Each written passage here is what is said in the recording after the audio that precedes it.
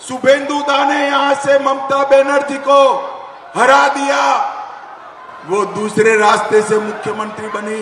আপনাদের এখানকার আরএসি বিধায়ক, আরএসি মানে রিজার্ভেশন এগেইনস্ট ক্যান্সেলেশন, এর বিধায়ক পদ খারিজ হওয়ার সময়ের অপেক্ষা।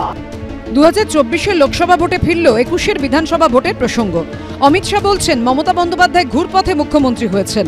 পাল্টা অভিষেক বন্দ্যোপাধ্যায় আরএসি বিধায়ক বলে কটাক্ষ করেছেন শুভেন্দু অধিকারীকে। গঙ্গার নিম্ন অববাহিকায় প্রবেশ করার পর থেকেই দিনে দিনে আরও খরস্রোতা হচ্ছে ভোট। বুধবার পূর্ব মেদিনীপুরের ভূপতিনগরের জনসভা থেকে বিধানসভা ভোটে নন্দীগ্রামে মমতা বন্দ্যোপাধ্যায়ের হারের প্রসঙ্গ তুলে আক্রমণ শানালেন অমিত শাহ। मैं आपको कहकर जाता हूं, शुभेंदु दा ने यहां से ममता बनर्जी को हरा दिया, वो दूसरे रास्ते से मुख्यमंत्री बनी, मगर इस बार इतने प्रचंड बहुमत से हराइए कि दूसरा रास्ता भी उसका बंद हो जाए। बंद चारटे ईवीएम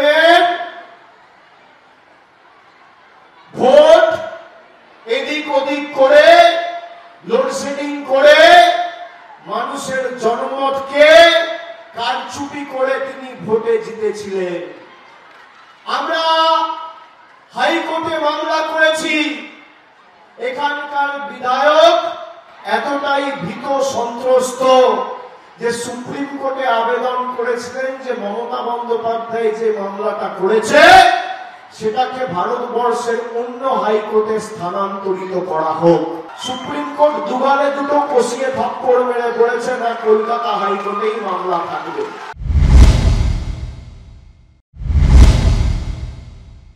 बंगाल में 30 सीटें आते ही आप समझकर रखना, ये तृणमूल कांग्रेस खंड खंड हो जाएगी और ममता दीदी की सरकार विदाई हो जाएगी। विदाई। লোকসভা নির্বাচনের সাথে রাজ্য সরকারের স্থায়িত্ব নিয়ে কোনো তুলনা হয় না, তার মানে কি আপনি ভয় দেখাচ্ছেন? তার মানে কি অমিত শাহ বলছেন রাষ্ট্রপতি শাসন করবেন বিজেপি বেশি আসন পেলে? তার মানে কি অমিত শাহ বলছেন আরও বেশি করে অপারেশন লোটাস করবেন, নাকি সেন্ট্রাল এজেন্সি আরও বেশি করে ব্যবহার করে তৃণমূলের আরও নেতা মন্ত্রীদের অন্যায়ভাবে জেলে পুরবেন? জনসভার পাশাপাশি এদিন বিজেপি প্রার্থী সুভাষ সরকারের সমর্থনে বাঁকুড়ায় রোড শো করেন অমিত শাহ। বিটন চক্রবর্তী, ব্রতদীপ ভট্টাচার্য, কৃষ্ণেন্দু অধিকারী রিপোর্ট, এবিপি আনন্দ।